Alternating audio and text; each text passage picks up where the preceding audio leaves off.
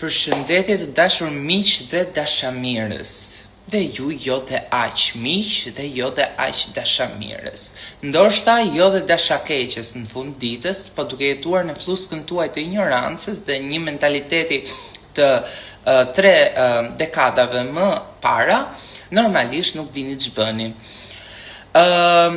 Servil është diçka që mund t'ju shërbej shumë për të ngjitur deri diku si kërmilla, por kur nuk do keni krijuar potencialisht karakterin tuaj për të bërë shembull për të tjerët dhe për të bërë idhuj të së ardhmes për të ndjekur.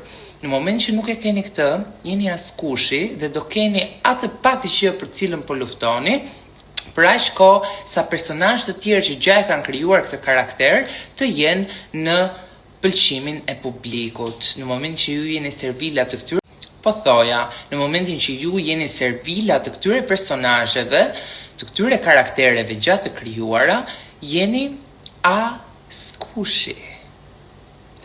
Në momentin që jeni askushi, do keni pak njohje sepse keni qenë servil, është një njohje e keqe, që më vonë do e kuptoni, se për momentin po shijoni këtë fluskën e sapunit, që ju bëft mirë, me tërmend e kam, ju bëft mirë, ju auroj me shpirt, shpresoj që të arrini të kapni maja të këtij servilizmi, që fund ditës t'ju shërbej për diçka boja që i keni nxjerrë fytyrës tuaj.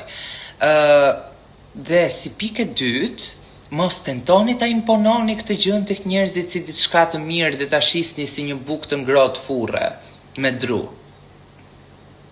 Hajeni për vete, ju bëft mirë dhe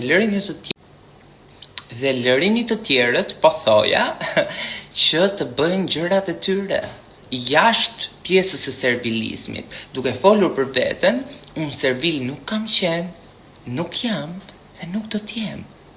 As në bazë të imponimeve, as në bazë të kërcënimeve të njerëzve ignorant dhe hipokrit vërdall në për Shqipëri, që Shqipëria mbahet për këtë gjë, për njerëz ignorant, hipokrit që komentojnë me adresa falso, që shkruajnë, kërcënojnë.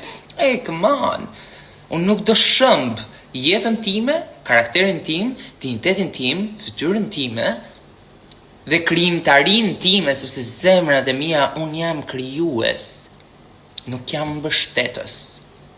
Jam mbështjellës, por në krijimtarinë time dhe jo në atë që do shumica.